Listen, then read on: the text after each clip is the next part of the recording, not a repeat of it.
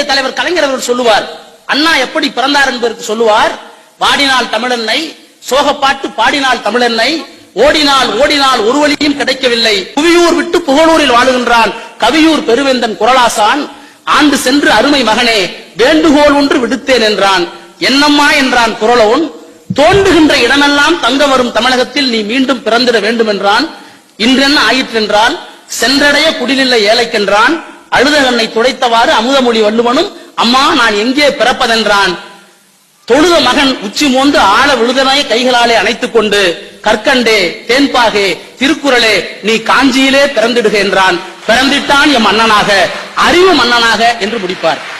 ஆக திருவள்ளுவர் தான் அண்ணாவாக பிறந்தார் என்று சொல்லிவிட்டு அந்த கவிதையில் கடைசியிலே சொல்லுவார், அண்ணா கொடுமைக்கு முடிவு கண்டாய், எம்மை கொடுமைக்கு ஆளாக்கி ஏன் சென்றாய், விரலசைத்து எழுத்துறையில் விந்தை பல செய்தாயே அந்த விரலை மடக்கி கொண்டாய், நீ கண்மூடி சிந்திக்கும் பேரழகை கண்டுள்ளேன், இன்று மண்மூடி கொண்டுன்னை காணாமல் தடுப்பதென்ன கொடுமை என்றெல்லாம் சொல்லிவிட்டு நான் உன்னிடத்திலே வருகிற வரை உன் இதயத்தை இரவலாக தந்திடனா என்று சொல்வார்கள்.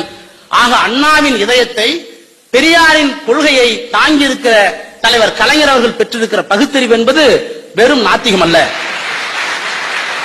தந்தை பெரியார் இந்த மண்ணில் ஜாதி ஒழிய வேண்டும் என்று விரும்பினார். அதுதான் பகுத்தறிவுடைய எல்லை. ஜாதி ஒழிய வேண்டும் என்பதற்காகத்தான் பகுத்தறிவு.